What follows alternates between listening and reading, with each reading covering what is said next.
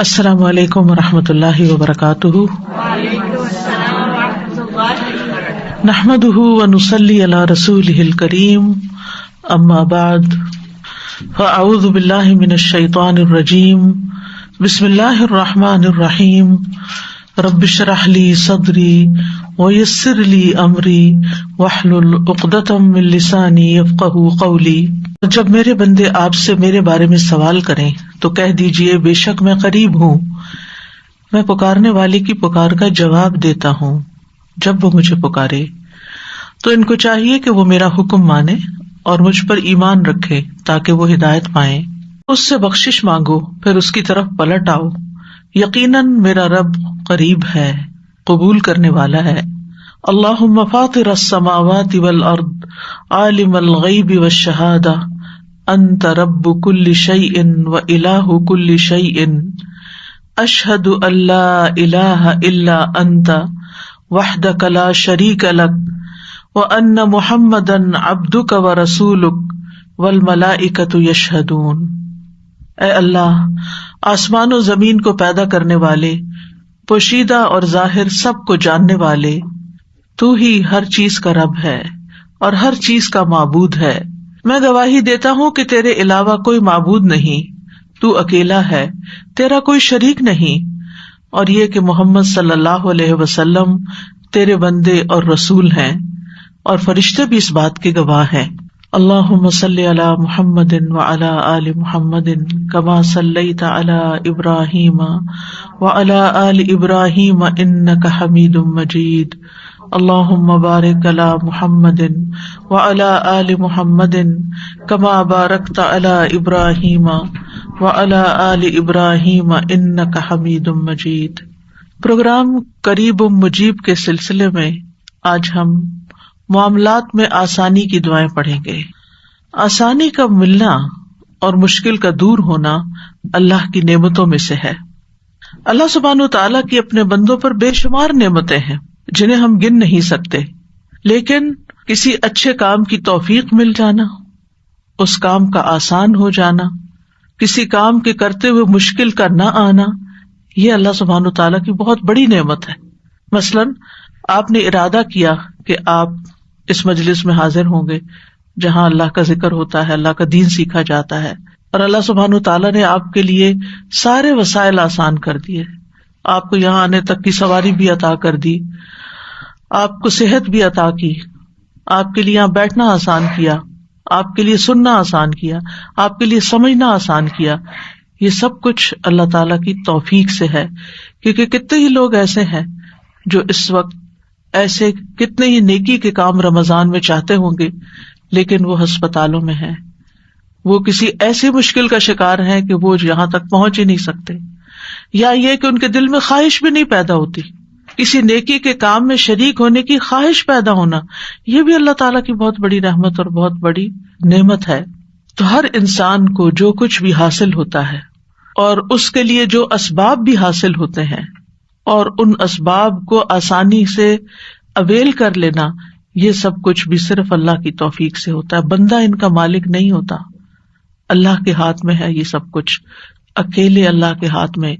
اللہ تعالیٰ نے اپنے بندے شعیب علیہ السلام کے بارے میں فرمایا تھا کہ انہوں نے کہا وما توفیقی الا باللہ علیہ توکلت والیہ انیب، اور میری توفیق تو اللہ کی مدد کے ساتھ ہے، اسی پر میں نے توکل کیا اور میں اسی کی طرف رجوع کرتا ہوں۔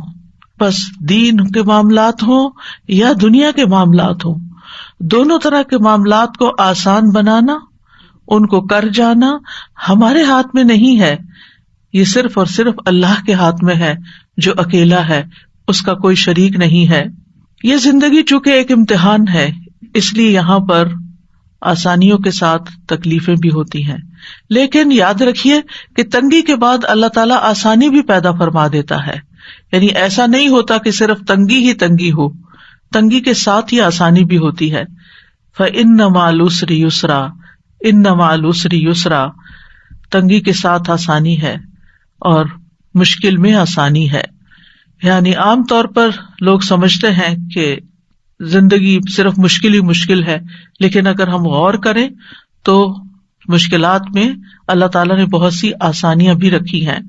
سورۃ الطلاق میں اللہ تعالیٰ فرماتے ہیں لِيُنْفِقْ ذُو سَعَةٍ مِّن سَعَتِهِ وَمَنْ قُدِرَ عَلَيْهِ رِزْقُهُ فَلْيُنْفِقْ مِمَّا آتَاهُ اللَّهُ لَا يُكَلِّفُ اللَّهُ نَفْسًا إِلَّا مَا آتَاهَا سَيَجْعَلُ اللَّهُ بَعْدَ عُسْرٍ يُسْرًا، تاکہ وسعت والا اپنی وسعت میں سے خرچ کرے، اور جس پر اس کا رزق تنگ کیا گیا ہے اسے چاہیے کہ اس میں سے خرچ کرے جو اللہ نے اسے دیا ہے. اللہ کسی نفس کو تکلیف نہیں دیتا مگر جتنی اس نے اس کو طاقت دی. ان قریب اللہ تنگی کے بعد آسانی بھی پیدا کر دے گا. سورۃ الطلاق کی یہ آیت جو ہے یہ طلاق کے معاملات سے متعلق ہے. یعنی عام طور پر جب کوئی گھر ٹوٹتا ہے تو بہت مشکل پیش آتی ہے، اور اس وقت انسان سمجھتا ہے کہ دنیا اندھیر ہو گئی ہے، لیکن اللہ تعالیٰ کا وعدہ کیا ہے، سَيَجْعَلُ اللَّهُ بَعْدَ عُسْرٍ يُسْرًا، کہ تنگی تو ہے، اس وقت مشکل تو ہے، پریشانی تو ہے، لیکن اللہ تعالیٰ اس کے بعد آسانی بھی لے آئے گا. اسی طرح پیغمبروں کے اوپر جب حالات بہت تنگ ہوئے، ان کی زندگیاں بہت مشکل میں آ گئیں، تو سورۃ یوسف میں آتا ہے حَتَّى إِذَا اسْتَيْأَسَ الرُّسُلُ وَظَنُّوا أَنَّهُمْ قَدْ كُذِبُوا جَاءَهُمْ نَصْرُنَا فَنُجِّيَ مَن نَّشَاءُ. یہاں تک کہ جب رسول نا امید ہونے لگے، یعنی رسولوں پر بھی اتنی زیادہ مشکلات آئیں کہ ان کو یہ محسوس ہونے لگا کہ اب اس کے بعد کوئی رستہ نہیں نکلے گا. تو کیا ہوا؟ لوگوں نے سمجھا کہ ان کے ساتھ جھوٹ بولا گیا ہے کہ تمہارے لیے آسانیاں ہوں گی اور کامیابیاں ہوں گی، تو ان رسولوں کے پاس ہماری مدد آ گئی، پھر جسے ہم نے چاہا عذاب سے بچا لیا. اسی طرح جب قحط پڑتا ہے، خشک سالی ہوتی ہے، تو لوگ نا امید ہونے لگتے ہیں کہ یکا یک اللہ تعالیٰ رحمت کی ہوائیں بھیج دیتا ہے اور بادل امڑ آتے ہیں، بارشیں ہوتی ہیں، ہریالی ہو جاتی ہے، اور تنگی کے بعد آسانی پیدا ہو جاتی ہے. تو یہ اس دنیا کا اصول ہے کہ کبھی تنگی ہے اور کبھی آسانی ہے، کبھی رات ہے اور کبھی دن ہے، رات کے بعد دن آتا ہے اور دن کے بعد رات بھی آتی ہے. تو جو شخص اس حقیقت کو سمجھ جاتا ہے کہ دن کے ساتھ رات بھی ہے، تو وہ اپنے مشکل وقت کو بہت آسانی سے کاٹ لیتا ہے، کیونکہ اس کو یہ معلوم ہے کہ اس رات کو ختم ہونا ہے. یہ کیفیت یا یہ حالات جو اس وقت پیدا ہوئے میں ہیں یہ ٹھیک ہو جائیں گے. اس سلسلے میں آج ہم نے قرآنی دعا کا انتخاب کیا ہے سورۃ الکہف کی آیت نمبر 10 سے. اللہ سبحانہ تعالیٰ فرماتے ہیں ربنا آتنا من لدنک رحمة وهيئ لنا من امرنا رشدا. اس آیت کے بیک گراؤنڈ میں اللہ تعالیٰ فرماتے ہیں، اس سے پہلے کیا آپ نے سمجھا کہ غار اور کتبے والے ہماری عجیب نشانیوں میں سے تھے؟ جب ان نوجوانوں نے غار کی طرف پناہ لی تو کہنے لگے، اے ہمارے رب، ہمیں اپنے پاس سے رحمت عطا کر اور ہمارے لیے ہمارے معاملے میں رہنمائی مہیا فرما. ان آیات میں اللہ سبحانہ تعالیٰ نے اصحاب کہف کا قصہ بیان کیا ہے. یہ کچھ نوجوان مسلمان تھے، ان کے ساتھ ان کا ایک کتا بھی تھا. ان کے ملک کا بادشاہ بت پرست تھا اور لوگوں کو مجبور کرتا تھا کہ سب بت پرست بن جائیں. تو جو لوگ نہیں مانتے تھے ان کے لیے وہ زندگی مشکل کر دیتا، انہیں سخت سزا دیتا. تو ان نوجوانوں نے اپنے دین اور ایمان کی حفاظت کی خاطر ہجرت کی، اپنا شہر چھوڑ دیا اور ایک غار میں جا کر پناہ لی، اور پھر اللہ تعالیٰ سے دعا کی کہ اے ہمارے رب، ہمیں اپنے پاس سے یعنی محض اپنے فضل اور اپنی جناب سے کوئی بھی رحمت جو تو چاہے ہمیں عطا فرما. جیسے موسیٰ علیہ السلام نے عرض کیا تھا، ربی انی لما انزلت الی من خیر فقیر. تو اسی طرح ان نوجوانوں نے بھی اللہ سبحانہ تعالیٰ سے دعا کی کہ یا رب تو ہمارے لیے ہمارے معاملے میں آسانی پیدا کر دے. لہٰذا ان کی دعا قبول کر لی گئی.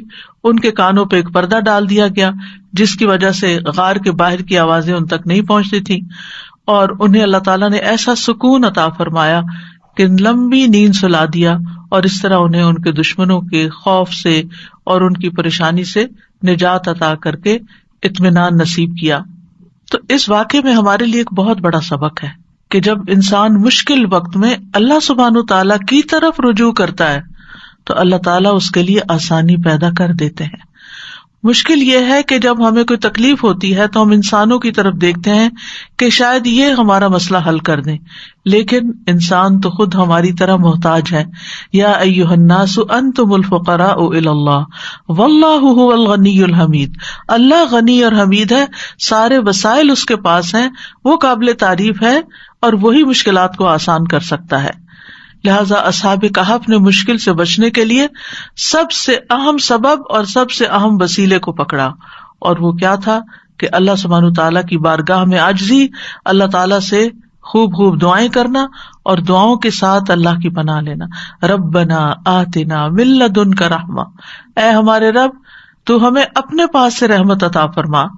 اور جب انسان صرف اللہ سبحانہ تعالیٰ کی رحمت سے امید لگاتا ہے تو اللہ سبحانہ تعالیٰ اس کی مدد ضرور کرتا ہے، کیونکہ اللہ تعالیٰ دیکھتا ہے کہ میرا بندہ اس وقت اب کرتا کیا ہے.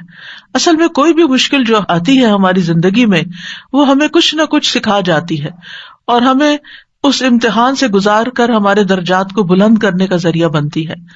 انسان اس کے ذریعے میچورٹی کے لیول پہ پہنچتا ہے، آگے بڑھتا ہے.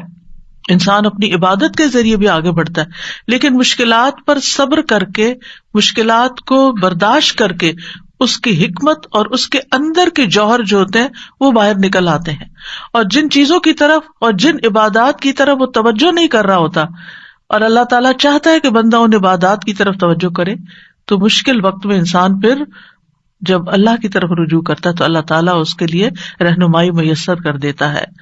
اور پھر خاص طور پر آپ دیکھیں کہ ان نوجوانوں کا جو قصہ ہے یہ ہمیں بتاتا ہے کہ ان نوجوانوں کو اللہ تعالیٰ نے ایسی سمجھ دی تھی کہ عین جوانی کے عالم میں انہوں نے اتنی پیاری دعا مانگی کہ ربنا آتنا من لدنک رحمہ. اور کہا جاتا ہے کہ وہاں کے اشرافیہ تھے، ایلیٹ گھرانوں کے بچے تھے، انہوں نے کوئی دنیاوی وسائل اختیار نہیں کیے کہ بادشاہ تک اپروچ کریں اور پھر اپنے آپ کو بچائیں. انہوں نے بادشاہوں کے بادشاہ کو اپروچ کیا، یعنی اللہ رب العزت سے دعا کی. اور پھر جب رحمت آ جاتی ہے نا اللہ تعالیٰ کی، ہر چیز مل جاتی ہے. لہذا اس رحمت کے ذریعے ان کا کھانا پینا، امن و اطمینان، دشمنوں کے خوف سے دوری، سبھی کچھ ان کو میسر آ گیا. اور وہ کہاں پر تھے؟ غار میں تھے. غار میں کوئی کھانا نہیں ہوتا، غار میں کوئی ٹھنڈا کمرہ نہیں ایسا ہوتا کہ اگر گرمی ہے یا کوئی پریشانی اور تکلیف ہے تو وہاں کوئی لائٹ ہوگی. آپ دن میں تو غار میں جا کے پھر بھی بیٹھ سکتے ہیں، لیکن آپ کو یہ پتا ابھی رات آنی ہے اور کوئی کیڑا مکوڑا اور کوئی سانپ بچھو بھی آ سکتا ہے. جیسے نبی صلی اللہ علیہ وسلم جب غار ثور میں پناہ لیے ہوئے تھے تو حضرت ابوبکر نے جس سوراخ میں پاؤں رکھا وہاں سے ایک سانپ نے ان کو یا بچھو نے کاٹ لیا تھا، تو اس وقت ان کے آنسو نکلنے لگے تھے. حالانکہ وہ اللہ کے راستے میں تھے، لیکن یہ جو مخلوقات ہیں ان کا شر تو اپنی جگہ موجود ہے. تو اس وقت بھی انہوں نے اف تک نہیں کی اور کوئی شکوہ شکایت نہیں کی. تو یہاں پر آپ دیکھیں کہ ان بچوں نے بھی غار کی طرف پناہ لی اور دعائیں اللہ تعالیٰ سے کی، جس کے نتیجے میں اللہ تعالیٰ نے ان کی دین و دنیا دونوں کی اصلاح کر دی. یعنی شرک میں پڑنے سے بھی بچ گئے اور اس کے ساتھ ساتھ اللہ تعالیٰ نے ان کو ایک نمونہ بنا دیا. اور رشد کہتے ہیں سیدھے رستے کی طرف ہدایت حاصل کرنا اور اس پہ قائم رہنا، یعنی ہدایت مل بھی جانا اور پھر ہدایت پہ قائم رہنا، اور یہ الغی کی اپوزٹ ہوتا ہے. تو بہرحال انہوں نے ایسے اسباب اختیار کیے جو ان کی دعا کی قبولیت کا سبب بنے، اور وہ یہ کہ انہوں نے کسی انسان پہ بھروسہ نہیں کیا، نہ اپنی ذات پہ بھروسہ کیا، نہ کسی اور مخلوق پہ بھروسہ کیا، بلکہ عاجزی اور انکساری کے ساتھ اللہ تعالیٰ سے اپنے معاملات کی آسانی کا سوال کرتے رہے. اور کوشش کے بعد اللہ پہ جب بھروسہ کیا اور دعا مانگی تو اللہ تعالیٰ نے دعا قبول کر لی. 3 چیزیں نظر آتی ہیں: کوشش، اعتماد، بھروسہ، یقین اور دعا. اور اللہ تعالیٰ نے مشکل آسان کر دی. مشکلات کیوں آتی ہیں؟ اگر دیکھا جائے تو یہ دنیا کی زندگی اٹ سیلف ایک آزمائش ہے. اللہ تعالیٰ فرماتے ہیں ام حسبتم ان تدخلوا الجنۃ ولما یعلم اللہ الذین جاہدوا منکم ویعلم الصابرین. کیا تم سمجھتے ہو کہ تم یوں ہی جنت میں داخل ہو جاؤ گے، یعنی بغیر کسی مشکل سے گزرے ایسے ہی جنت میں چلے جاؤ گے، حالانکہ ابھی تو اللہ نے تم میں سے ان لوگوں کو جانا ہی نہیں جنہوں نے جہاد کیا، اور نہ ان کو جو صبر کرنے والے ہیں. یعنی اللہ کی راہ میں جد و جہد کرنے والے اور صبر کرنے والے ابھی اللہ نے ان کو جانچا پرکھا نہیں، یعنی ان کی آزمائش ہونی ہے، ابھی ان کی پرکھ ہونی ہے. کہ کون مشکل آنے پر اللہ کے راستے میں جد و جہد کو جاری رکھتا ہے اور کون اس مشکل پر صبر کرتا ہے. یعنی مشکل ہماری سچائی کو پرکھنے کے لیے آتی ہے کہ ہم کسی کاز میں کتنے سچے ہیں. اور ویسے بھی اس زندگی میں امتحانوں کا آنا لازمی ہے. اللہ تعالیٰ نے پہلے سے ہی بتا دیا وَلَنَبْلُوَنَّكُمْ بِشَيْءٍ مِّنَ الْخَوْفِ وَالْجُوعِ وَنَقْصٍ مِّنَ الْأَمْوَالِ وَالْأَنفُسِ وَالثَّمَرَاتِ وَبَشِّرِ الصَّابِرِينَ الَّذِينَ إِذَا أَصَابَتْهُمْ مُصِيبَةٌ قَالُوا إِنَّا لِلَّهِ وَإِنَّا إِلَيْهِ راجعون أولئك عليهم صلوات من ربهم ورحمة وأولئك هم المهتدون. اور ہم یقیناً تمہیں خوف اور بھوک اور مالوں اور جانوں اور پھلوں کی کمی میں سے کسی نہ کسی چیز کے ساتھ ضرور آزمائیں گے. یعنی اس دنیا پر پائے جانے والے ہر انسان کی آزمائش ضرور ہوگی. یعنی اس امتحان کے لیے وہ تیار رہے, ان میں سے کسی نہ کسی چیز سے, چاہے ایک ہو یا ایک سے زیادہ.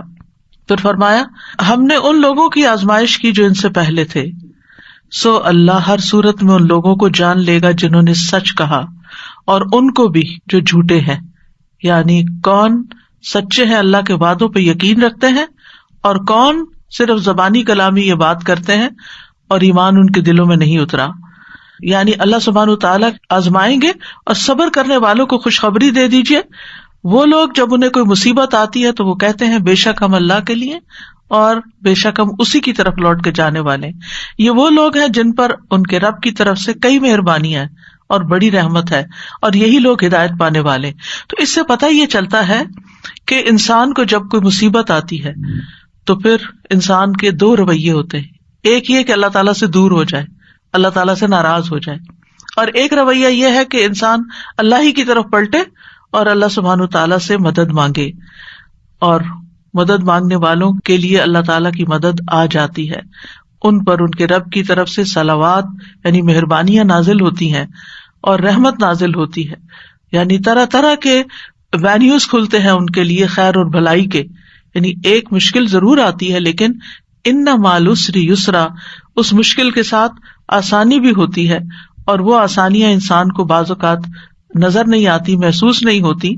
لیکن اگر انسان اللہ کا یہ وعدہ جان لے کہ یرید اللہ بکم اليسر ولا یرید بکم العسر, اللہ تعالیٰ تمہیں تنگ نہیں کرنا چاہتا, اللہ تعالیٰ دراصل تمہارے لیے آسانی چاہتا ہے, لیکن آسانی مشکل کے ساتھ آتی ہے. مثال کے طور پر آپ دیکھیں, آج کل آپ نے روزے رکھے ہوئے, آپ کو مشکل تو ہے, یعنی ایسے وقت میں کھانا پڑتا ہے جب آپ کھاتے نہیں ہیں, وہ کھانا مشکل ہوتا ہے. ایسے وقت میں جاگنا پڑتا ہے جب آپ جاگتے نہیں, آپ کو سونا ہوتا ہے اور آپ کو جاگنا پڑتا ہے. آپ کا جب کھانے کو دل چاہتا ہے, سب کچھ ہوتے ہوئے بھی آپ کھا نہیں سکتے. یعنی طرح طرح کی روزے کے ساتھ مشقتیں وابستہ ہیں. لیکن آسانی کتنی, سارا دن کچن صاف ستھرا ہے, کتنا کام کم ہو گیا. حیران ہوتی ہوں کہ کتنا ٹائم بچ گیا, کتنی ایفرٹ بچ گئی. اور اس کے ساتھ انسان کا اپنا وجود جو ہلکا پھلکا ہے, جب اس کو فکر ہی نہیں, نہ کھانے کی فکر ہے نہ پینے کی فکر ہے, جب دھیان ہی ہٹا ہوا ہے اس طرف سے, تو پھر اس کی توجہ, اس کا فوکس کسی اور چیز کی طرف. پھر جب کم کھاتا ہے تو جسم ایکٹیو ضرور ہوتا ہے, اور اس ایکٹیونیس کی وجہ سے انسان کا چلنا پھرنا, سانس لینا اور بہت سے کام کاج کرنا بہت آسان ہو جاتا ہے. پھر اس کے ساتھ یہ کہ عبادت کی جو لذت نصیب ہوتی ہے, قرآن پڑھنے کی, دعا کرنے کی, اللہ سبحانہ تعالیٰ کا ذکر کرنے کی, تسبیح کرنے کی, وہ بھرے پیٹ تو ہوتی نہیں. پھر اسی طرح انسان اگر کچھ سیکھتا یا سکھاتا ہے تو وہ بھی اس کے لیے آسان ہو جاتا ہے, اور دل میں ایک سکون کی اور راحت کی جو کیفیت ہوتی ہے وہ بھی ناقابل بیان ہے. تو ایک آپ نے منہ ہی بند کیا نا, کھانا بھی نہیں چھوڑا ہے, یا تھوڑی سی نیند قربان کی ہے, لیکن کتنی آسانیاں ہیں ساتھ اگر انسان ان کے اوپر غور کرے, ان کی طرف توجہ کرے. رسول اللہ صلی اللہ علیہ وسلم نے فرمایا تھا ان ھذا الدین یسر, یہ دین آسان ہے. یعنی ہم سمجھتے دین میں بہت مشکلات ہیں, لیکن جہاں جہاں ہمیں جس حکم پر عمل کرتے ہوئے مشکل پیش آتی ہے وہیں ساتھ آسانی بھی اللہ نے رکھی. اور اگر انسان اس حکم پر عمل نہیں کرتا تو بے شمار مشکلات اس کی زندگی میں پیدا ہو جاتی ہیں. اور فقہ میں ایک اصول ہے, المشقت تجلب التیسیر, مشقت آسانی لاتی ہے. مشقت آسانی لاتی. ایک اور اینگل سے، فقہ کے اینگل سے، مثلاً آپ بیمار ہو گئے، اب آپ وضو نہیں کر سکتے، آپ بیٹھے بیٹھے وہیں ہاتھ مار کے اپنا تیمم کر لیتے ہیں، آسانی آ گئی نا. وضو میں ایک مشقت تو بہرحال ہے، لیکن آپ کے لیے مشقت آئی تو اللہ نے ساتھ ہی آسانی بھی دے دی. آپ کھڑے نہیں ہو سکتے، طویل قیام نہیں کر سکتے، آپ بیٹھ کے نماز پڑھ لیں، آپ اشاروں سے نماز پڑھ لیں، آپ سے سارے کام کاج چھوٹ گئے، آپ بس ریسٹ کریں، لیٹیں، سوئیں، آرام کریں. لوگ آپ کو پوچھتے نہیں تھے، اب ہر کوئی آپ کا حال پوچھ رہا ہے. یعنی ایک بیماری کے ساتھ کتنی ساری اور چیزیں آ گئی کہ جو آپ کی زندگی میں پہلے نہیں تھی. تو المشقت تجلب التیسیر، مشقت، مشکل، پریشانی، تکلیف اپنے ساتھ آسانی بھی لاتی ہے. یعنی جب یہ کہا جاتا ہے نا دین آسان ہے، تو اس کا یہ مطلب نہیں کہ دین جو ہے وہ صرف آسانیوں کا مجموعہ ہے. مطلب یہ کہ اس کے جو احکامات ہیں ان پر چل کر انسان کو آسانی ملتی. اللہ کا وعدہ ہے فَأَمَّا مَنْ أَعْطَى وَاتَّقَى وَصَدَّقَ بِالْحُسْنَى فَسَنُيَسِّرُهُ لِلْيُسْرَى. اس کے برعکس وَأَمَّا مَنْ بَخِلَ وَاسْتَغْنَى وَكَذَّبَ بِالْحُسْنَى فَسَنُيَسِّرُهُ لِلْعُسْرَى. تو تنگی کس طرف سے ملی اور آسانی کس طرف سے ملی؟ بس جس نے دیا، یعنی اللہ کے راستے میں دیا اور لوگوں کو آسانی دی، یعنی جو دینے والا ہاتھ ہے، دینے والا دل ہے، جو خرچ کرنے والا ہے. تو جس نے دیا اور اس نے تقویٰ بھی اختیار کیا، یعنی صرف خالص اللہ کے لیے دیا، صرف اللہ ہی کے لیے کیا جو کچھ کیا، اور اس نے بھلائی کو سچ مانا، ہر خیر کی بات جو اللہ کی طرف سے آئی اس پر یقین کر لیا، تو ہم اس کو آسان راستے کی سہولت دیں گے، اس کے لیے آسانیاں پیدا کر دیں گے. یعنی جس مشکل میں وہ ہے اس مشکل کو ختم کر دیں گے. اس کے برعکس جس نے بخل کیا، یعنی جو وہ دے رہا تھا اس کو روک لیا. بخل کیا ہے؟ دینے کا اپوزٹ، چاہے مال ہو، چاہے علم ہو، چاہے لوگوں کو مشورہ دینا ہو، چاہے لوگوں کی کاؤنسلنگ کرنی ہو، چاہے کسی کے ساتھ کسی بھی قسم کی بھلائی کرنی ہو، کسی طرح کی مدد، خدمت، کچھ بھی. تو جو اپنے ان نیکیوں کو روک لیتا ہے، اما من بخلا واستغنی، اور بے پرواہ رہا، کسی کی پرواہ نہیں، بس میری جان پہ مشکل آئی ہے، صرف مجھے اپنی فکر ہے، اب میں سب سے بری ذمہ. یعنی بعض اوقات ایسا ہوتا ہے نا جب انسان کے دن اچھے ہوتے ہیں تو وہ پھر دینے والا بھی ہوتا ہے، لیکن ذرا سے اگر مال میں کوئی کمی ہوئی تو پھر انسان پہلی چیز کیا سوچتا ہے؟ ہاتھ روکنے لگتا ہے. اور بعض اوقات اتنا ہاتھ روک لیتا ہے کہ اپنے سے بھی روک لیتا ہے، اپنے اوپر بھی خرچ نہیں کرتا، اور بے پرواہ رہا، یعنی کیفیت اس کی ایسی ہوئی کہ اس کو نہ دین کی پرواہ، نہ دنیا کی، نہ آخرت کی، اور بھلائی کو جھٹلا دیا. ہم اس کو سخت راستے کے لیے سہولت دیں گے، یعنی اس کے لیے زندگی اور مشکل کرتے چلے جائیں گے. آسانی اور مشکل صرف دنیا کی نہیں بلکہ دنیا اور آخرت دونوں کی ہے. بعض اوقات انسان بخل کرتا ہے، بعض اوقات انسان لوگوں کی پرواہ نہیں کرتا، دین کے احکامات کی پرواہ نہیں کرتا، اللہ کے حکم کی پرواہ نہیں کرتا، اور بھلائی کی تصدیق نہیں کرتا، پھر بھی اس کے لیے دنیا میں بہت کچھ ہوتا ہے. تو وہ چند دن کی بات ہوتی ہے، پھر سب کچھ اس سے لے لیا جاتا ہے. پھر جب قبر میں جاتا ہے تو قبر تنگ کر دی جاتی ہے. فَسَنُيَسِّرُهُ لِلْعُسْرَى، قبر کی تنگی ہوتی ہے. حشر کے دن اٹھے گا تو وہاں کی تنگیاں ہوگی، پھر اس کے لیے تنگی ہی تنگی ہے آگے. اور ویسے بھی آپ دیکھیں بخیل وہی ہوتا ہے جس کا دل گھٹا ہوا ہوتا ہے نا. اور اس سے بدترین کیفیت کیا ہو سکتی ہے کہ کسی کا دل ہی گھٹا ہوا ہو، کسی کا دل ہی چھوٹا ہو، کسی کا دل ہی خوف کا شکار رہتا ہو، کسی کا دل ہی بخل کا شکار رہتا ہو اور جبن کا شکار رہتا ہو.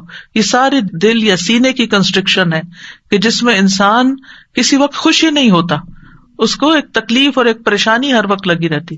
جو دینے والا ہوتا ہے، جس کا ہاتھ کھلا ہوتا ہے نا، جس کی ہتھیلی کھلتی ہے، اس کا دل بھی کھلتا ہے، اس کو شرح صدر بھی ہوتا ہے.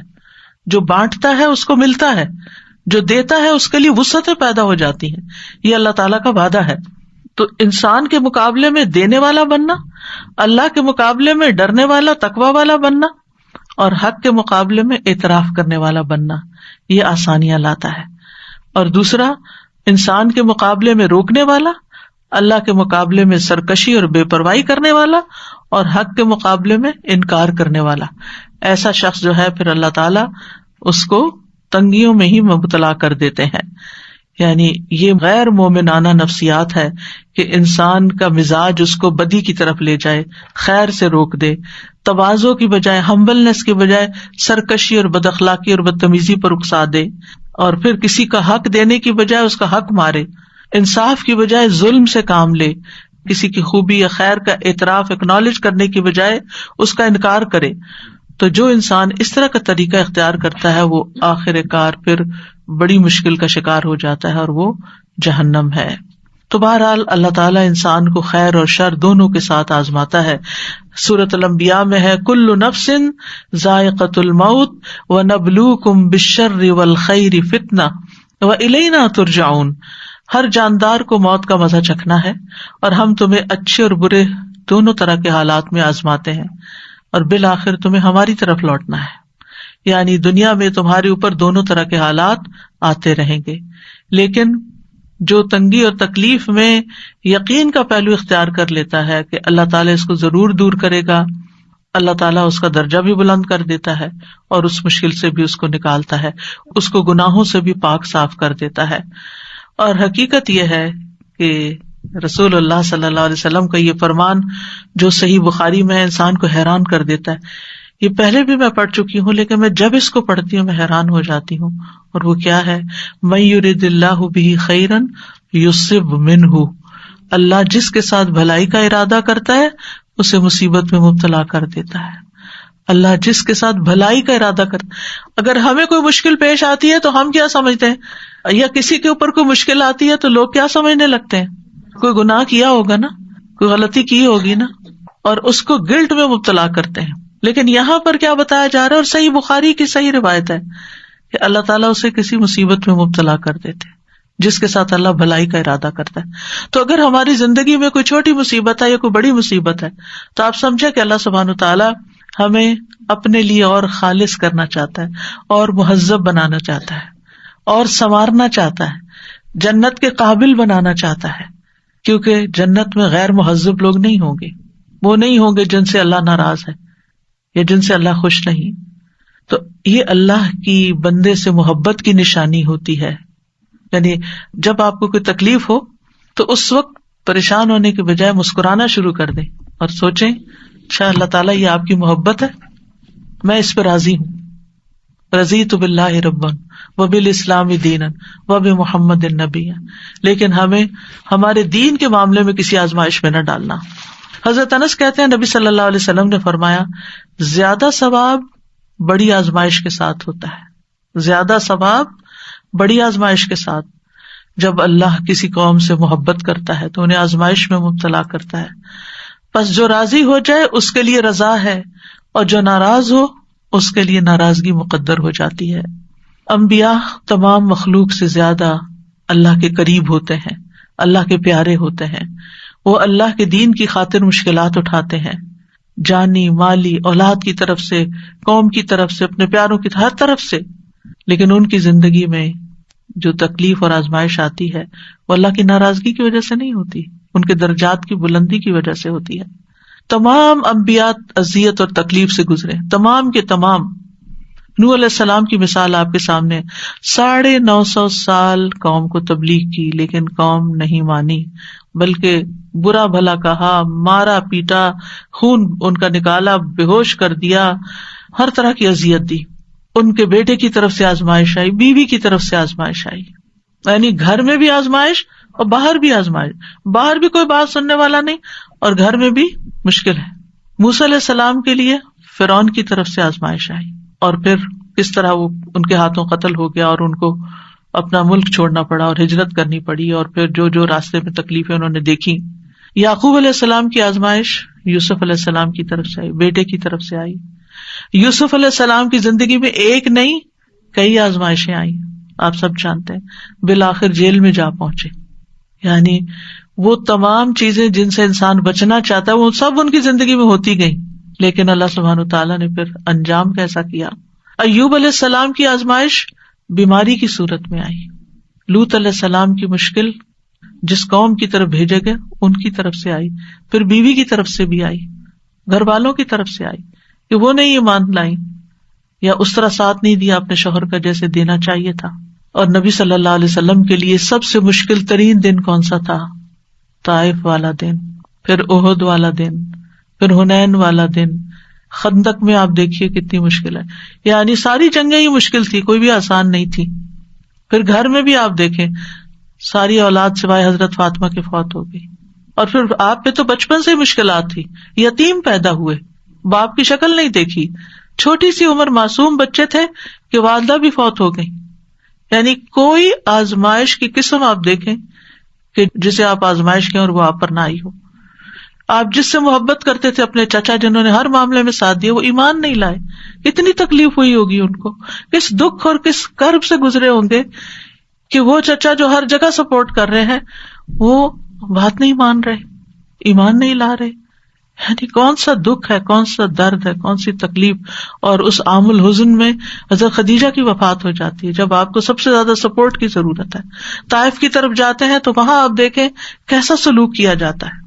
یعنی کوئی ایک تکلیف ہے لیکن آپ اس کے ساتھ ساتھ اللہ تعالیٰ کے محبوب ترین مقرب ترین بندے ہیں. پھر آپ کی ازواج پر بھی مشکلات آئیں.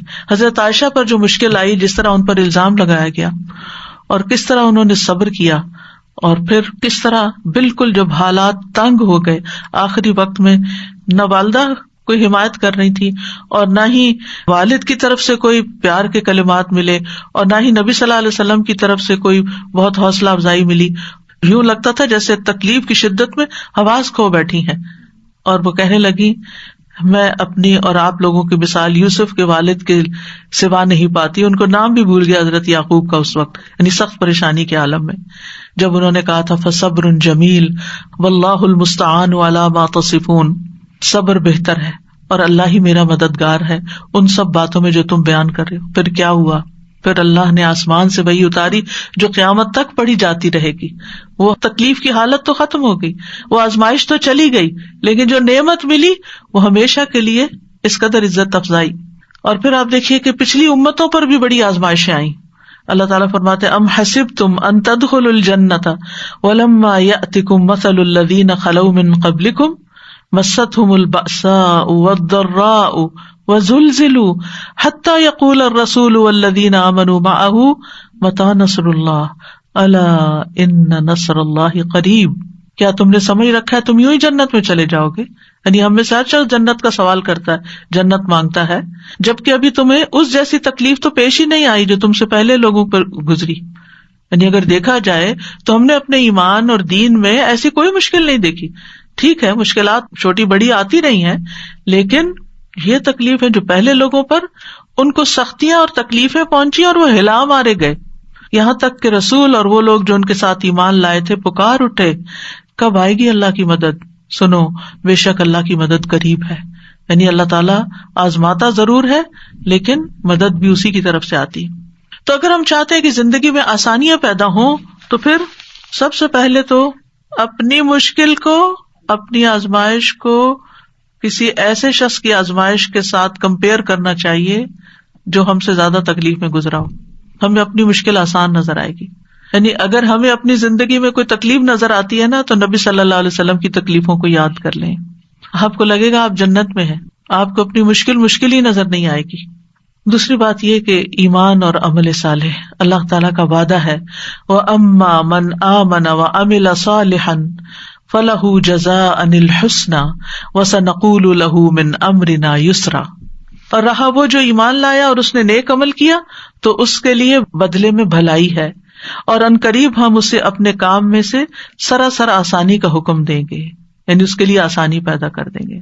سورۃ نحل میں آتا ہے من عمل صالحا من ذکر او انثى وهو مؤمن فلنحيينه حیاتا طیبہ ولنجزینہم اجرہم باحسن ما كانوا يعملون.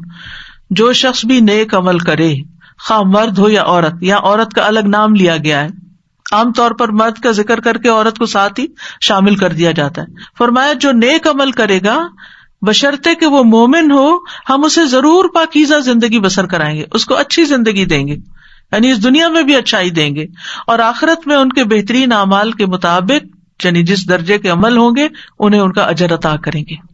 یہ اللہ کا وعدہ ہے، اور اللہ کا وعدہ کبھی بھی جھوٹا نہیں ہو سکتا. اللہ کا وعدہ ہمیشہ سچا ہی ہوتا ہے. ابن تیمیہ رحمہ اللہ کہتے ہیں اطاعت کا انجام دنیا اور آخرت کی سعادت اور بھلائی ہے. وہ کہتے ہیں مخلوقات میں سے سب سے زیادہ خوش نصیب وہ ہے جو اللہ کی عبادت اور اطاعت میں سب سے بڑھ کے ہوتا ہے، سب سے آگے ہوتا ہے. وہ کہتے ہیں کہ بندے کی سعادت یہ ہے کہ اسے جس چیز کا حکم دیا گیا ہے وہ انجام دے، اور جس چیز سے منع کیا گیا ہے وہ چھوڑ دے. یعنی اللہ کا بندہ بن جائے. ابن قیم کہتے ہیں اللہ رب العالمین ارحم الراحمین قدرت رکھنے والوں میں سب سے بڑا قدرت رکھنے والا ہے، اور اس کی سعادت صرف اس کی اطاعت سے حاصل ہو سکتی ہے. یعنی اگر آپ چاہتے ہیں کہ تکلیف دور ہو تو اطاعت کے کاموں میں اور زیادہ آگے بڑھیں، پیچھے نہ رہیں.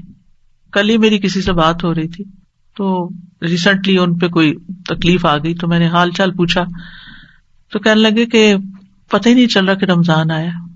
پریشانی نے ایسا دماغ کو گھما دیا ہے کہ رمضان کی جو روحانیت ہے وہ محسوس ہی نہیں ہو رہی. تو ہوتا یہ ہے کہ ایک آزمائش جب آتی ہے نا تو انسان کے دین کو خطرہ لاحق ہو جاتا ہے، دین میں اور پیچھے چلا جاتا ہے، دین کی روح نکل جاتی ہے. تو اللہ سبحانہ وتعالیٰ ایسی کسی مشکل میں نہ ڈالے کہ جب ہمارا دین کی چولیں ڈھیلی پڑنے لگے. میں نے ان سے کہا کہ آپ یہ دعا پڑھیں. کہنے لگے تو دعائیں بھول گئی ہیں کہ کون سی کس وقت پڑھتے ہیں. یعنی بعض اوقات انسان اتنا پریشان ہوتا ہے کہ اس کو اسی لیے فرمایا کہ والعصر ان الانسان لفی خسر الا الذین آمنوا وعملوا الصالحات وتواصوا بالحق وتواصوا بالصبر. تکلیف کے وقت ایک دوسرے کو حق اور صبر کی ضرورت ہوتی ہے. یعنی جب کوئی شخص کسی پریشانی میں ہو تو اس کو تنہا نہ چھوڑا جائے، بلکہ اس کو یاد دہانی کرائی جائے کہ اچھا اب یہ پڑھ لو، اب یہ پڑھ لو، اب یہ کر لو، اب یہ کر لو. پھر اس کے بعد یہ ہے، ابن قیم کہتے ہیں کہ اللہ کے وہ احکامات اور اس کا وہ حق جو اس نے اپنے بندوں پر واجب ٹھہرایا ہے، اور وہ شرعی احکامات جو اس نے ان کے لیے مشروع کیے ہیں، یہ آنکھوں کی ٹھنڈک ہے، دلوں کی لذت ہے، روح کی نعمتیں ہیں اور اس کی خوشیاں ہیں، اور اسی کے ساتھ روحوں کی سعادت ہے کہ انسان تکلیف کے وقت اور زیادہ اللہ کی عبادت کی طرف متوجہ ہو جائے. پھر ہے اللہ تعالیٰ کا تقوی اختیار کرنا، صرف اللہ سے ڈرنا. وَمَن يَتَّقِ اللَّهَ يَجْعَل لَّهُ مِنْ أَمْرِهِ يُسْرًا. جو اللہ سے ڈرے گا اللہ اس کے لیے اس کے کام میں آسانی پیدا کر دے گا، اللہ تعالیٰ اس کا کام آسان کر دیں گے. اس کا مطلب کیا ہے؟ اس کا مطلب یہ ہے کہ جب اللہ کا تقوی آئے گا نا تو عموماً آپ دیکھیں کہ جو ہمیں تکلیف اور پریشانیاں ہوتی ہیں نا، یا مال کی طرف سے آتی ہیں، یا اولاد کی طرف سے آتی ہیں، یا باقی انسانوں کی طرف سے، چاہے کوئی بھی انسان ہو، اسپاؤز ہو یا کوئی فرینڈز ہو یا کوئی کلیگز ہو یا پارٹنرز ہو، یعنی کسی کی طرف سے بھی آ جاتی ہے. پھر جب تکلیف آتی ہے نا، سب سے پہلے تو اللہ تعالیٰ سے رابطہ کمزور، اس سے بدگمانی ہونے لگتی، اور میرے اوپر یہ کیوں مسئلہ آ گیا، باقی تو سب لوگ خوش ہیں. اب تقویٰ کیا کہتا ہے کہ نہیں، اللہ کی رضا پہ راضی ہونا ہے، تو انسان فوراً اپنے خیالات جھٹک کے واپس تقویٰ کی طرف لوٹتا ہے. پھر انسانوں کے ساتھ جب معاملہ ہوتا ہے تو انسان ایک دم غصے میں آ جاتا ہے اور برا بھلا کہنا شروع کر دیتا ہے. یعنی انسان کی مرضی کے خلاف جب کوئی چیز ہوتی ہے تو انسان مشتعل ہو جاتا ہے، مشتعل شعلے سے یعنی بھڑک اٹھتا ہے. پھر اس کی زبان پہ قابو نہیں رہتا، پھر اس کے جسچرز پہ قابو نہیں رہتا، یعنی اس کے جو سارے ایکشنز ہوتے ہیں وہ بالکل اللہ کی ناپسند کے ہو جاتے ہیں. اور بعض اوقات انسان ظلم کرنے لگتا ہے. کسی نے آپ کو ایک مارا نا تو آپ کا دل ٹھنڈا نہیں ہوتا جب تک آپ 2 نہ مار لیں. اب آپ نے اگر 2 ماری، ایک تو آپ کا بدلہ ہو گیا اور ایک آپ کے خلاف لکھا گیا. چاہے آپ اس وقت مصیبت میں اور رو رہے ہیں لیکن آپ ظالم ہو گئے اب، اور ظلم جو ہے وہ قیامت کے دن کے اندھیرے ہوں گے. یعنی بعض اوقات کسی نے کوئی ایسی بات کہہ دی، ایک چھوٹی سی بات کہہ دی اور ہم نے اس کو 10 سنا دی، ہم سوچتے ہیں ہم جیت گئے، ہمارا پلہ بھاری ہے. نہیں، آپ ہار گئے ہیں، آپ اللہ کے سامنے خسارے میں چلے گئے ہیں. آپ نے اپنی زبان کھول دی ہے، آپ ذلیل و رسوا ہو جائیں گے، کیونکہ زبان ہی انسان کو عزت کے مقام پہ پہنچاتی ہے اور زبان ہی انسان کو ذلیل و خوار کرتی ہے. اور اس کے نتیجے میں کیا ہوتا ہے، مثلا بزنس میں 2 شریک ہیں یا 2 پارٹنر، 2 کولیگز ہیں. اب اگر ان کی آپس میں کوئی انبن ہوئی ہے اور ایک دوسرے کو ذلیل کیا ہے تو اس میں آپ دیکھیں کہ جتنے ان کے مل کے ترقی کرنے کے چانسز ہے، سارے چانسز ختم ہو گئے. اب وہ جو اکٹھا کام کر رہے تھے وہ الگ ہو گیا، وہ الگ ہوا تو کئی اور مسائل کھڑے ہو گئے. اسی طرح بہت سے لوگ جیسے ہسبینڈ وائف ہوتے ہیں، بہت کیسز میں دیکھا گیا ہے کہ جب غصے میں طلاق تک بات پہنچ گئی. مجھے اتنی حیرت ہوتی ہے، بیچاری خواتین بعض اوقات روتی ہوئی پوچھتی ہیں کہ چھوٹی سی بات تھی تو میرے ہسبینڈ نے یہ بول دیا، اب کیا طلاق ہو گئی ہے؟ یا وہ اگر یہ بھی کہہ دیتا ہے نا کہ میں تمہیں چھوڑ دوں گا تو وہ اس میں بھی پریشان ہوتی ہیں کہ کہیں شاید ہمیں طلاق ہو گئی، کیونکہ ہمارے معاشرے میں جہالت ہے، ان کو پتہ ہی نہیں کہ کس لفظ سے طلاق ہوتی ہے کس سے نہیں ہوتی. اور بعض لوگ پھر صرف گلٹ میں زندگی گزارتے رہتے ہیں، کیا پتا طلاق ہو چکی ہو، کیا پتا یہ ہو چکا ہو وہ ہو چکا. ایسے میں خاص طور پر گھریلو معاملات میں اگر شوہر غصے میں ہے تو بیوی کو کیا چاہیے، خاموشی اختیار کر لے، جگہ بدل لے، آگے پیچھے ہو جائے، تاکہ جو شیطان نے آگ بھڑکائی ہے وہ ٹھنڈی ہو جائے. اور اسی طرح اگر بیوی غصے میں آ گئی ہے تو شوہر کو چاہیے کہ گھر سے یا تو باہر چلا جائے یا کوئی اور کام شروع کر دے, کیونکہ بعض اوقات سامنے بھی ہوتا ہے تو پھر وہ ایک دوسرے کو بولتے کیوں نہیں, بولو تم بھی لڑو تاکہ اور میدان گرم ہو. تو اس سے پھر یہ ہے کہ معاملات مزید خراب, ایک دوسرے کی رسپیکٹ چلی جاتی, عزت چلی جاتی, محبت چلی جاتی ہے, یعنی دل دور ہونے لگتے ہیں. بعض اوقات لوگ قریب رہ رہے ہوتے ہیں اور ان کے دل دور ہو جاتے ہیں, اور وہ کسی اور کی وجہ سے نہیں ہوتے, وہ اپنی غلطی کی وجہ سے ہوتے ہیں. یعنی خود ہم ایسی حرکتیں کر جاتے ہیں کہ جس کی وجہ سے دوسروں کی نگاہوں میں گر جاتے ہیں. تو اس لیے بہت ضروری ہے کہ اللہ کا تقوی اختیار. صرف اللہ کا تقوی آتا ہے کہ جو بندے کو روک لیتا ہے, اس کی زبان کو روک لیتا ہے, اس کے ہاتھ کو روک لیتا ہے, اس کے کسی غلط ایکشن کو روک لیتا ہے. پھر اللہ تعالیٰ کا فرمان ہے وَمَن يَتَّقِ اللَّهَ يَجْعَل لَّهُ مَخْرَجًا, اور جو اللہ سے ڈرے گا اللہ اس کے لیے تنگی سے نکلنے کا رستہ بنا دے گا, اور یہ بھی تقویٰ کے ساتھ ہی ہے. ربیع ابن خثیم کہتے ہیں کہ یہ ہر اس کام سے نکلنے کا راستہ جو لوگوں پر تنگ ہو جائے, یعنی بند گلی سے راستہ نکل آئے گا. پھر یہ کہ مشکل حالات میں اللہ پر ہی توکل کرنا چاہیے.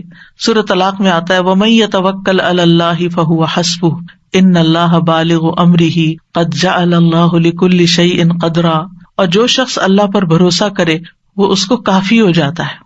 یعنی اللہ پر ڈیپینڈ کرے, اللہ سے مدد مانگے, اللہ کی طرف رجوع کرے, اللہ اپنا کام پورا کر کے رہتا ہے.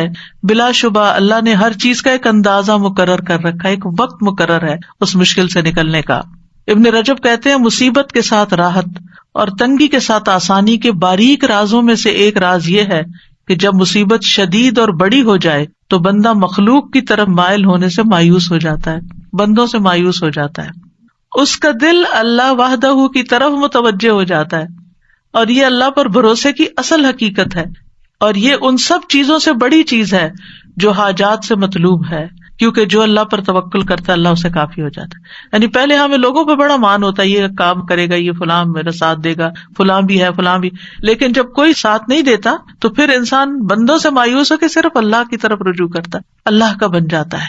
اور اللہ تعالیٰ ہم سے چاہتا بھی یہی ہے کہ ہم اس کے بندے بن جائیں, اسی پر بھروسہ کریں, اس کی طرف رجوع کریں, اس کے لیے خالص ہو جائیں, اپنی دعاؤں میں اور زیادہ اخلاص پیدا کر لیں. اور پھر آپ دیکھیں کہ جو اللہ سے حسن ظن رکھتا ہے اللہ سبحانہ وتعالیٰ اس کو مشکل سے نکال دیتا ہے. غار ثور میں جب حضرت ابوبکر پریشان ہو گئے تھے کہ دشمن تو سر پہ آ گئے ہیں, تو نبی صلی اللہ علیہ وسلم نے کیا فرمایا, لا تحزن ان اللہ معنا, غم نہ کرو اللہ ہمارے ساتھ ہے. اور یہ کہنے کی دیر تھی فانزل اللہ سکینتہ علیہ, اللہ نے اس پر اپنی سکینت نازل کر دی. وأیدہ بجنود لم تروہا, ایسے لشکروں سے مدد کی جو تم نہیں دیکھ رہے تھے, اور کفار نامراد پلٹ گئے. پھر یہ ہے کہ مشکل میں اپنی تمام حاجات صرف اللہ کے سامنے رکھنی چاہیے. رسول اللہ صلی اللہ علیہ وسلم نے فرمایا جسے انتہائی شدید حاجت آ پڑے اور اس نے اسے لوگوں پر پیش کر دیا تو اس کی حاجت دور نہ ہوگی, اور جس نے اللہ پہ پیش کیا عنقریب اللہ اسے بے پرواہ کر دے گا, یا تو جلد ہی موت آ جائے گی یا جلد غنی ہو جائے گا. پھر یہ کہ اس بات پر پورا یقین رکھنا چاہیے کہ مشکل دور ہوگی انشاءاللہ. حسن ظن, خوش گمانی, سیجعل اللہ بعد عسر یسرا, یہ اللہ ہی کا وعدہ ہے. یعنی سختی کے بعد آسانی, تنگی کے بعد وسعت, اور فقر کے بعد مالداری اللہ تعالیٰ ضرور عطا کرے گا. پھر آپ دیکھیے کہ یہ یقین کہ ہر تنگی کے ساتھ دو آسانی ہے, فإن مع العسر یسرا, ان مع العسر یسرا, یعنی ہر مشکل کے ساتھ آسانی ہے, بے شک اسی مشکل کے ساتھ ایک اور آسانی ہے. یعنی مشکل بیچ میں اور آسانیاں دونوں طرف ہیں. نبی صلی اللہ علیہ وسلم نے فرمایا مدد صبر کے ساتھ ہے, کشادگی تنگی کے ساتھ ہے, بے شک ہر مشکل کے ساتھ ایک آسانی ہے, بے شک اسی مشکل کے ساتھ ایک اور آسانی ہے. ابن مسعود کہتے ہیں مشکل اگر کسی بل میں داخل ہو جائے, سوراخ میں, تو آسانی بھی آتی ہے, یہاں تک کہ وہ بھی اس کے ساتھ داخل ہو جاتی. یعنی اگر مشکل کہیں گھسی ہے آسانی بھی ساتھ گھس جائے گی. پھر یہ کہ کشادگی آنے تک جتنی دیر یا جتنے دن تنگی ہے انسان زیادہ سے زیادہ اللہ تعالیٰ کی طرف رجوع کرے. اور اگر معاملات آسان نہیں ہو رہے تو اللہ تعالیٰ کو بلیم کرنے کی بجائے کہ اللہ تعالیٰ دعا نہیں سنتا, یا لوگوں کو بلیم کرنے کی بجائے کہ یہ میری مشکل کا سبب ہے, کیا کرے, خود کو ملامت کرے. میری عبادت میں کمی ہے, میری کوئی غلطی ہے, میری نافرمانی ہے, میری دعاؤں میں کمی ہے, میری دعائیں کمزور ہیں. انسان اپنے اندر کی غلطی کو تلاش کرے, ابن رجب کہتے ہیں جب مومن پر مشکلات کے دور ہونے میں دیر ہو جائے اور وہ بہت زیادہ دعائیں مانگ مانگ کر اور عاجزی کر کے مایوس ہو جائے اور دعا کی قبولیت کے آثار ظاہر ہی نہ ہوں تو وہ اپنی ذات کی طرف رجوع کرے اور خود کو ملامت کرے، اپنے نفس کو کہے اے نفس یہ ساری مصیبت تیرے اپنی وجہ سے آئی ہے، اگر تیرے اندر کوئی خیر ہوتی تو تیری دعا قبول ہو جاتی۔ اور انسان کا اپنے نفس کو ملامت کرنا، یہ کہنا I was wrong, I am wrong، اللہ کو بہت سے نیک اعمال سے زیادہ محبوب ہے، کیونکہ لا الہ الا انت سبحانک انی کنت من الظالمین، اللہ تعالیٰ میری غلطی ہے، آپ کا کوئی قصور نہیں، ساری بھلائی تیرے ہاتھ میں ہے، سبحانک تو پاک ہے ہر نقص اور عیب سے، غلطی میرے اپنے اندر ہے، مجھے میری غلطیاں دکھا دے، مجھے ان پر توبہ کی توفیق دے دے، مجھے اصلاح کی توفیق دے دے۔ آدم علیہ السلام کی توبہ کیسے قبول ہوئی تھی، آسانی کیسے ہوئی تھی؟ ربنا ظلمنا انفسنا وان لم تغفر لنا وترحمنا لنکونن من الخاسرین، اللہ ہم نے اپنی جان پر ظلم کیا، اگر تو ہمیں بخشے گا نہیں اور تو ہم پہ رحم نہیں کرے گا تو ہم ضرور خسارہ اٹھائیں گے۔ تو ہوتا بھی یہی ہے، ما اصابک من مصیبت فبما کسبت ایدی، یعنی تمہارے اپنے ہاتھوں کی کمائی سے تم پر مشکل آئی ہے۔ یعنی اگر انسان دعا کی قبولیت کا اہل نہیں، یعنی ایک انسان ہے مستجاب الدعوات ہے، ادھر دعا کرتا ہے ادھر دعا قبول ہوتی ہے، ادھر مشکل آسان ہو جاتی، ایک انسان ہے وہ ایسا نہیں ہوتا، دعا کرتا ہے مشکل آسان نہیں ہوتی، پھر کیا ہے؟ مطلب یہ ہے کہ ابھی وہ اس کا اہل نہیں کہ اس کی دعا قبول ہو، لہذا وہ جب اپنی غلطی کا اعتراف، اپنے گناہوں کا اعتراف اور استغفار کی کثرت کرتا ہے تو گناہ مٹ جاتے ہیں اور رستے آسان ہو جاتے ہیں۔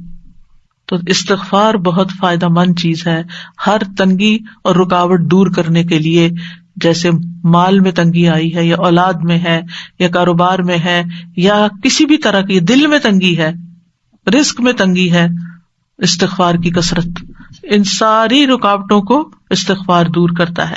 اور پھر خاص طور پر صدقہ و خیرات، لوگوں کو دینا، لوگوں پر احسان کرنا، لوگوں کی زندگیوں کو آسان کرنا، اطاعت کے کام کرنا، یعنی صرف دل سے نہیں، یعنی زبان سے بھی اور عمل سے بھی۔ اب مثلاً دوسروں کی زندگی آپ کیسے آسان کر سکتے ہیں؟ ان کو کوئی اچھا مشورہ دے کے، ان کا کوئی کام کر کے، ان کی کوئی مدد کر کے، کیونکہ جو انسان کسی کی مدد نہیں کرتا، کسی کی خدمت نہیں کرتا، کوئی کام نہیں کرتا، نکما اور بیکار ہوتا ہے، وہ کسی کے دل میں عزت نہیں پا سکتا، وہ کسی کے دل میں جگہ نہیں بنا سکتا۔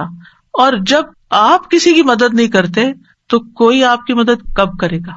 ان تنصر اللہ ینصرکم، اگر تم اللہ کی مدد کرو گے، اللہ کو تو مدد نہیں چاہیے، مطلب کیا ہے؟ اللہ کے دین کی، یا اللہ نے جہاں جہاں مدد کرنے کا کہا ہے ینصرکم، تو مدد تمہارے پاس آئے گی۔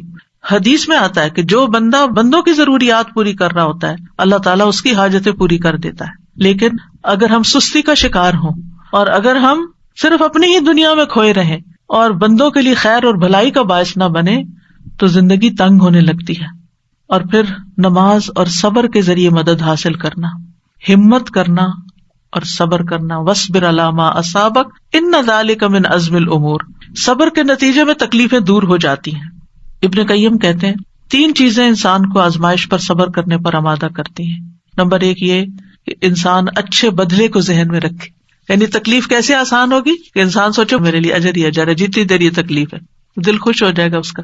دوسرا یہ کشادگی کی روح کا انتظار کرنا، یعنی تکلیف میں کشادگی کے انتظار میں کہ ابھی کھل جاتا ہے رستہ، ابھی مثلا آپ ٹریفک جام میں پھنس گئے تو بجائے اس کے کب کھلے گا، پتہ نہیں کتنے گھنٹے لگیں گے، نیگیٹو سوچنے کے بجائے بس ابھی ہوگا، اس وقت سے میں کوئی فائدہ اٹھا لوں، کچھ پڑھ لوں، کچھ ذکر کر لوں، ایک سورت یاد کر لیتی، آپ دیکھیں گے آپ کو یاد ہی نہیں رہے گا کہ راستہ بند تھا، کھل جائے گا، اللہ کو پکارنے لگیں گے آپ۔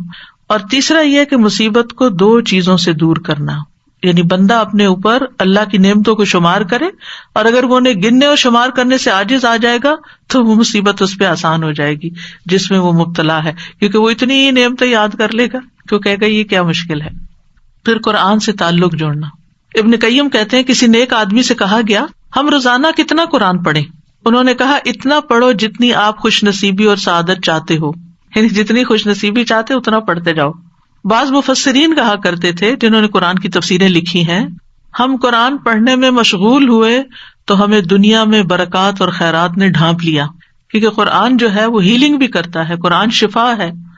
پھر مشکل حالات میں جزا فضا نہیں کرنی، رونا دھونا نہیں، فضول باتیں نہیں کرنی، چڑچڑا پن نہیں ظاہر کرنا. رسول اللہ صلی اللہ علیہ وسلم نے فرمایا 2 آوازیں دنیا اور آخرت میں ملعون ہے، نعمت ملنے پر گانا بجانا یعنی میوزک اور یہ سب کچھ، اور مصیبت کے موقع پر جزا فضا کرنا، رونا، حال دعائی، چیخ چلانا، یہ سب. پھر آپ دیکھیے کہ بندوں سے شکوہ نہیں کرنا. کیا ہوتا ہے مشکل ہوتی، اس کو سنا کہانی، اس کو سنا، اس کو سنا، اور اس سے کیا ہوتا ہے وہ وقتی طور پہ انسان کو تھوڑے سے کتارسس محسوس ہوتا ہے، دعا میں کمی آ جاتی. جب دل بھرے اور دعا کثرت سے کرے تو وہ زیادہ فائدہ مند ہے. رسول اللہ صلی اللہ علیہ وسلم فرماتے ہیں کہ اللہ تعالیٰ نے فرمایا جب میں اپنے مومن بندے کو آزماتا ہوں اور وہ تیمار داری کرنے والوں کے سامنے میرا شکوہ نہیں کرتا، یعنی بیمار ہوتا ہے تو اللہ کی شکایت نہیں کرتا، تو میں اس کو اپنی قید سے آزاد کر دیتا ہوں، اس کے پہلے گوشت کے عوض بہترین گوشت عطا کرتا ہوں، اور اس کے پہلے خون کے بدلے بہترین خون عطا کرتا ہوں، اور وہ اثر نو پھر عمل کرنا شروع کر دیتا ہے. پھر مشکل حالات میں کمزوری نہیں دکھانی چاہیے، کمزور نہیں پڑنا چاہیے مشکل کے آگے، کیونکہ اللہ والے ایسے ہی ہوتے ہیں. وَكَأَيٍّ مِّن نَّبِيٍّ قَاتَلَ مَعَهُ رِبِّيُّونَ كَثِيرٌ فَمَا وَهَنُوا لِمَا أَصَابَهُمْ فِي سَبِيلِ اللَّهِ وَمَا ضَعُفُوا وَمَا اسْتَكَانُوا. نہ وہ کمزور پڑے، نہ ہمت ہاری، نہ دبے، اور اللہ صبر کرنے والوں سے محبت کرتا ہے. پھر یہ کہ تکلیف کے وقت بھی نعمتوں پہ نظر رکھ کے ان کا شکر ادا کرتے جانا، یعنی بجائے اس کے کہ تکلیف کا ذکر کرتے رہنا، اس کی بجائے اللہ نے یہ بھی دیا، اللہ نے یہ بچایا، اللہ نے یہ احسان کیا ہے، اس کا زیادہ ذکر کرنا.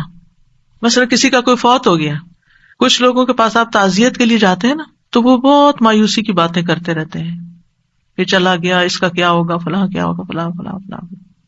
کچھ لوگوں کے پاس آپ جاتے ہیں تعزیت کے لیے، وہ اتنی پازیٹیو باتیں کر رہے ہوتے ہیں اور وہ اچھے وقت کو یاد کرتے ہیں، وہ نعمتوں کو یاد کرتے ہیں جو کٹھے ٹائم سپینڈ کیا، جو کٹھے کام کیے، جیسے کسی کا بچہ چلا گیا، شوہر چلا گیا یا کوئی اور، تو بہت مثبت باتیں کرتے ہیں. اس سے کیا ہوتا ہے اپنے دل کو بھی ٹھہراؤ ملتا ہے اور دوسروں کو بھی جو آنے والے ہیں ان کو بھی ایک امید ملتی ہے اور ان کو ایک سبق ملتا ہے کہ یہ کیسا اللہ کا شکر گزار بندہ ہے. اللہ تعالیٰ کا فرمان ہے لئن شکرتم لازیدنکم، تم شکر ادا کرو گے اور نعمتیں دوں گا، اور اگر تم نے ناشکری کی تو جو ہے وہ بھی چلی جائیں گی.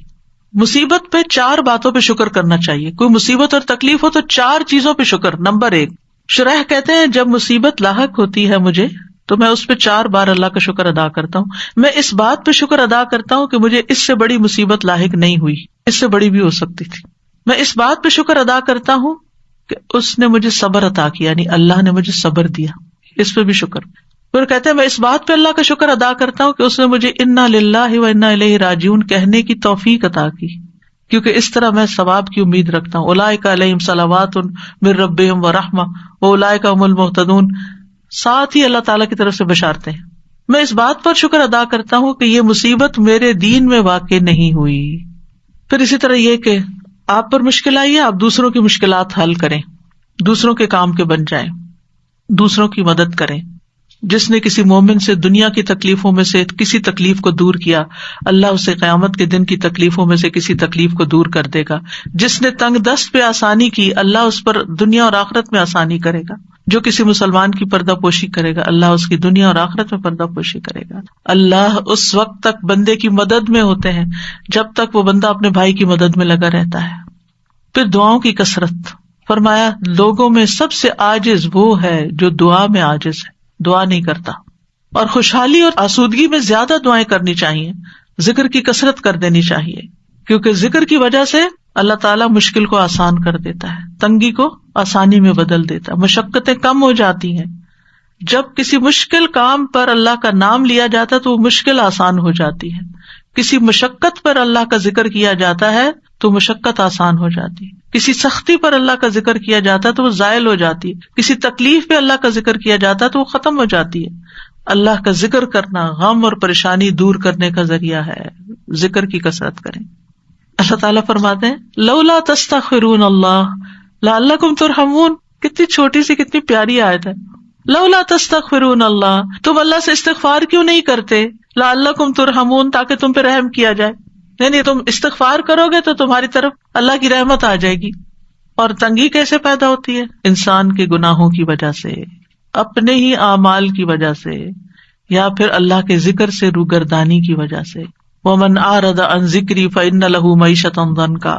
پھر یہ کہ عبادت کے لیے وقت نہ نکالنے کی وجہ سے بس دنیا دنیا دنیا. اللہ تعالیٰ فرماتے ہیں اے ابن آدم، تم اپنے آپ کو میری عبادت کے لیے فارغ کر لو، میں تمہارے دل کو بے نیازی سے بھر دوں گا. میں تمہارا فقر دور کر دوں گا، لیکن اگر تم ایسا نہیں کرو گے تو میں تمہارے دونوں ہاتھوں کو کام میں مشغول کر دوں گا، اس کے باوجود تمہارا فقر دور نہیں کروں گا۔ جو شخص صرف دنیا کی فکر کرتا ہے اس کے معاملات سلجھنے کی بجائے بگڑنا شروع ہو جاتے ہیں۔ یعنی اگر آپ سب کچھ چھوڑ کر صرف دنیا سنوارنے کے پیچھے لگ جائیں تو وہ نہیں سنورے گی۔ جب دل میں ایک فقر اور ایک پریشانی لگ جائے گی تو ڈھیروں چیزیں بھی آپ کے دائیں بائیں ہوں تو آپ کو نظر نہیں آئیں گی۔ رسول اللہ صلی اللہ علیہ وسلم نے فرمایا، جس شخص کا مقصد اور پریشانی غم دنیا ہو اور وہ دنیا کا ہی ہو کر رہ جائے اور وہ اسی کی نیت کرتا ہو تو اللہ اس کی آنکھوں کے سامنے اس کا فقر کر دیتے ہیں اور اس کے معاملات اس پر بکھیر دیتے ہیں اور اس کو اتنا ہی ملتا ہے جو اس کے لیے لکھ دیا گیا ہے۔ اور جس شخص کا مقصد آخرت ہو اور حرص آخرت ہو وہی اس کا ہدف ہو جائے، وہ اسی کی نیت کرتا ہو تو اللہ تعالیٰ اس کے دل میں غنا ڈال دیتے ہیں اور اس کے معاملات کو یکجا کر دیتے ہیں، اس کو اپنی حاجتوں کے لیے بھاگنا نہیں پڑتا، دنیا اس کے پاس ذلیل ہو کر آتی ہے۔ اور جو شخص دنیا کی فکر کرتا رہتا ہے بس اللہ تعالیٰ اس سے بے نیاز ہو جاتا ہے۔ رسول اللہ صلی اللہ علیہ وسلم نے فرمایا، جو اپنے غموں کو ایک ہی غم بنا لے، سارے غم جمع کر کے ان کو ایک غم میں ڈال لے اور وہ آخرت کا غم، تو اللہ اس کے دنیا کے غموں سے اسے کفایت کرے گا۔ جب آخرت کا غم لگتا ہے تو پھر انسان آخرت کی تیاری میں لگ جاتا ہے نا، اچھے اچھے کاموں میں لگ جاتا ہے۔ اور جس کو پریشانیاں ادھر ادھر بھٹکا کر لے جائیں اللہ اس کی پرواہ نہیں کرے گا کہ وہ دنیا کی کس وادی میں ہلاک ہوتا ہے، اللہ کو اس کی کوئی پرواہ نہیں۔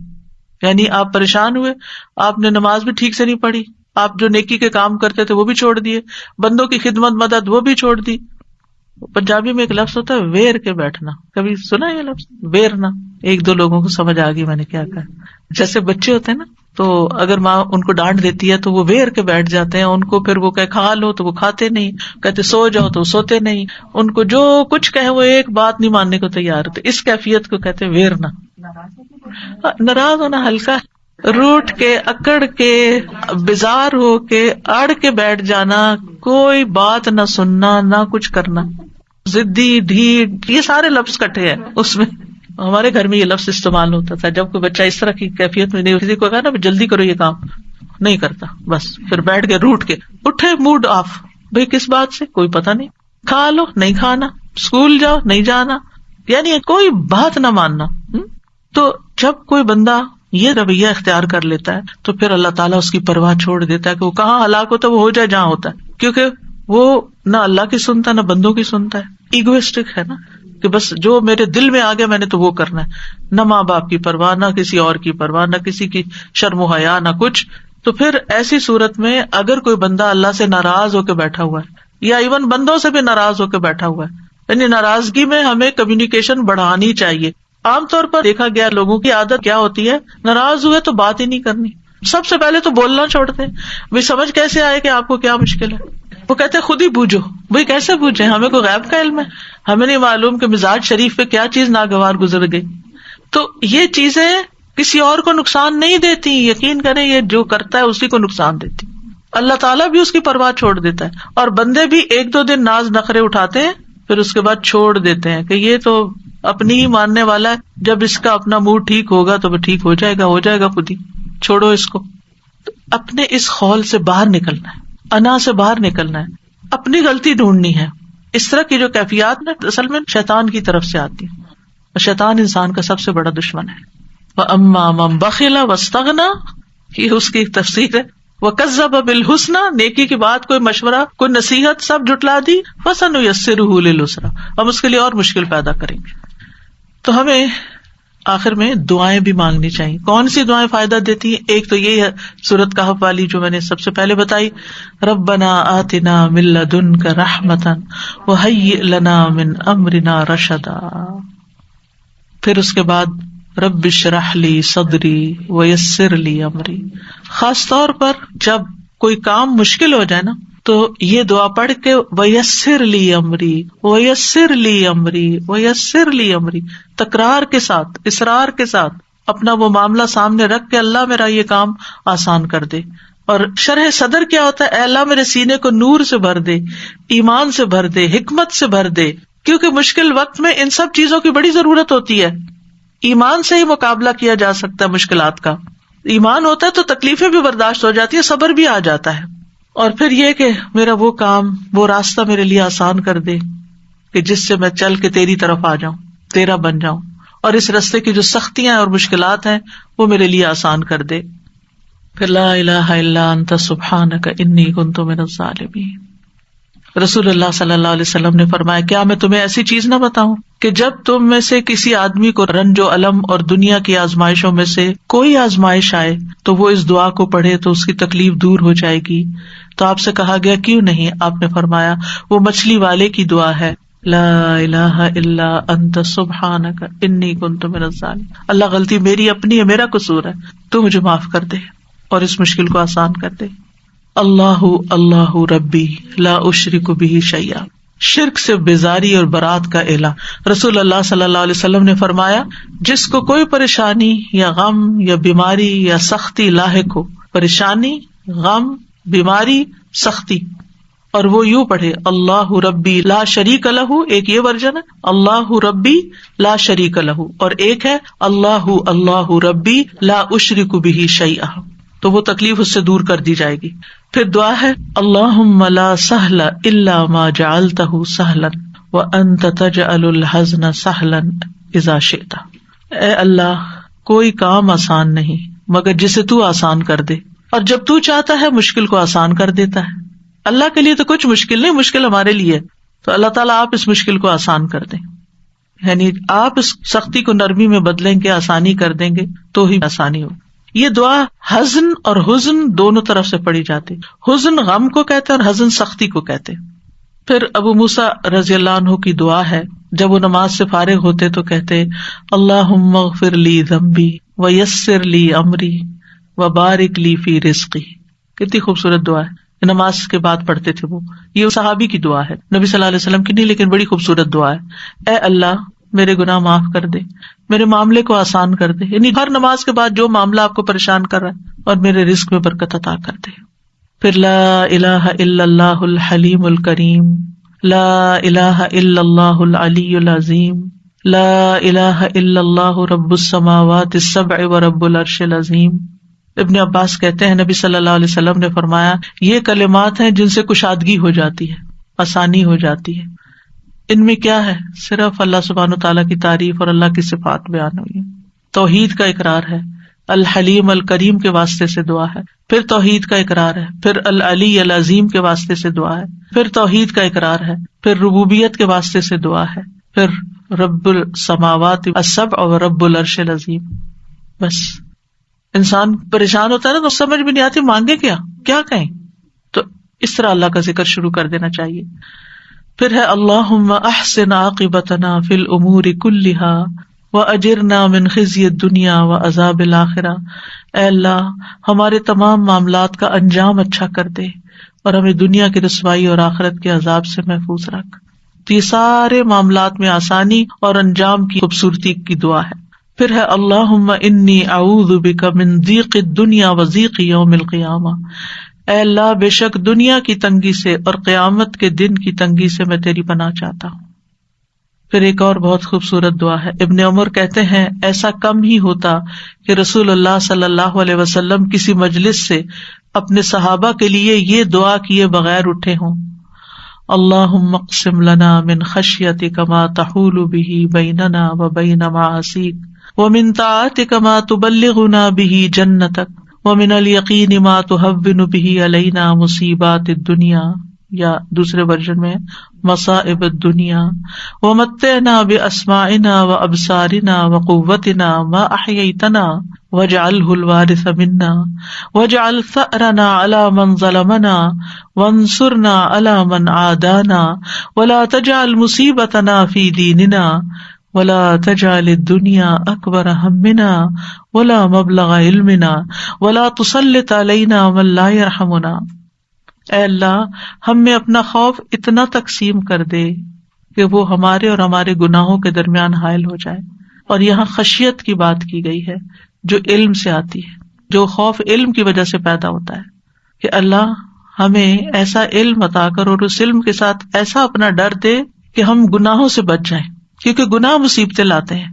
اور اپنی فرما برداری اتنی تقسیم کر دے کہ وہ ہمیں تیری جنت تک پہنچا دے، کیونکہ اطاعت کے کام ہی انسان کو جنت تک لے جاتے ہیں، اور اتنا یقین عطا کر دے کہ ہم پر دنیا کی مصیبتیں آسان ہو جائیں، یعنی اتنا زیادہ ایمان کا آخری درجہ نا یقین، یعنی ایمان کی مضبوطی عطا کر دے کہ جس کی وجہ سے ہمیں دنیا کے غموں کی پرواہ نہ رہے، اور جب تک تو ہمیں زندہ رکھے ہماری سماعت، ہماری بصارت اور ہماری قوت سے ہمیں فائدہ عطا کر، یعنی ہمارے آنکھیں، کان، ہماری ساری قوتیں، صلاحیتیں کام کرتی رہیں، ہم بیکار ہو کے بستر پہ نہ پڑ جائیں، اور اسے ہمارا وارث بنا دے، یعنی بعد میں بھی یہ ہمارے اعضاء ہمارے لیے ایسا کام چھوڑ کے جائیں کہ جو صدقہ جاریہ بن جائے، اور ہمارا انتقام اسی تک محدود کر دے جو ہم پر ظلم کرے، یعنی ہم کسی پر زیادتی نہ کریں، دشمنوں کے مقابلے میں ہماری مدد فرما، اور ہمارے دین میں مصیبت نازل نہ فرما، یعنی کوئی ایسی تکلیف نہ ڈالنا کہ میں دین سے دور ہوں، اور نہ ہی دنیا کو ہمارا سب سے بڑا غم و ہم بنانا، اور نہ ہی ہمارے علم کی انتہا کہ ہم صرف دنیا کا ہی علم جانتے ہوں اور دین کا ہمیں نہ پتا ہو، اور ہم پر ایسے شخص کو مسلط نہ کرنا جو ہم پر رحم نہ کرے۔ کتنی خوبصورت دعا ہے، کیونکہ آپ دیکھیں کہ جب اللہ کی خشیت مانگتے ہیں تو خشیت ہمیں گناہوں سے روک دیتی ہے، اطاعت مانگتے ہیں تو اطاعت جنت تک لے جاتی ہے، یعنی اللہ کی فرمانبرداری سے ہی اللہ کے پاس جا سکتے ہیں نا جنت میں۔ یقین مانگتے ہیں جو ایمان کا اعلیٰ ترین درجہ ہے، تو ابن مسعود کہتے ہیں یقین مکمل ایمان ہے، دنیا مصائب کا گھر ہے، انسان میں جتنا ایمان کبھی ہوگا اس میں شک نہیں ہوگا، اس کے لیے مصیبتیں برداشت کرنا آسان ہوگا۔ اور ایمان کا آخری چھٹا رکن قضاء و قدر پر ایمان لانا ہے، یعنی جو تو فیصلے ہمارے بارے میں کرے ہمیں اس پر راضی کر دے، اور ہم اپنی صلاحیتوں کو آخری سانس تک صرف تیری رضا میں استعمال کریں، اور مرنے کے بعد بھی ان سے ہمیں فائدہ پہنچتا رہے، اور جس نے ہم پہ ظلم کیا تو خود اس سے بدلہ لے، اور جو ہم سے عداوت رکھتا ہے، جس میں شیطان سب سے بڑا دشمن ہے ہمارا، اور اس کے علاوہ بھی جو ہم سے عداوت رکھتے ہیں، منافقین ہیں، مشرکین ہیں، اور کوئی اور بھی، اور خصوصاً ہمارے دین کا جو دشمن ہے، ہمیں ان پر کامیابی عطا کر، وانصرنا علی من عادانا، ان کے خلاف ہماری مدد فرما، اور ہمارے دین میں مصیبت نہ آئے، یہ نہ ہو کہ کسی آزمائش کی وجہ سے ہماری نمازیں چھٹ جائیں، یا کسی بدعت میں پڑ جائیں، یا کسی شرک میں مبتلا ہو جائیں۔ آپ نے دیکھو کہ لوگ نجومیوں کے پاس چل پڑتے ہیں اور غلط کام کرنے لگتے ہیں، تعویذ گنڈے کرنا شروع کر دیتے ہیں۔ تو اللہ تعالیٰ ہمیں دین کے معاملے میں کسی آزمائش میں مبتلا نہ کرنا، یا یہ کہ دین کا وہ کام جو ہم کر رہے ہیں کسی ایسی آزمائش میں نہ ڈالنا کہ ہم نیکی اور خیر اور بھلائی کے کاموں میں پیچھے رہ جائیں، اور دنیا کو ہمارے علم کا منبع نہ بنا دینا، یعنی ہم دین کا رستہ چھوڑ کے صرف دنیا کے نہ ہو کے رہ جائیں، اور ہمارے اوپر کسی ایسے حکمران کو مسلط نہ کرنا کہ جو ہم پر رحم نہ کرے، اور صرف حکمران ہی نہیں، کسی بھی معاملے میں، مثلاً آپ کسی ظالم ڈاکٹر کے حوالے نہ ہمیں کرنا کہ وہ ہم پہ رحم نہ کرے اور ہمارا غلط علاج کرے، یا کسی ظالم استاد کے حوالے نہ کرنا کہ وہ سکھانے سے زیادہ ہم پر سختی کرے۔ تو زندگی کے ہر معاملے میں آسانی کے لیے یہ بہترین دعا ہے، اور اسے اپنی دعاؤں کا معمول بنانا چاہیے۔ وآخر دعوانا ان الحمد للہ رب العالمین، سبحانک اللہم وبحمدک، اشہد ان لا الہ الا انت، استغفرک واتوب الیک۔ السلام علیکم ورحمۃ اللہ وبرکاتہ۔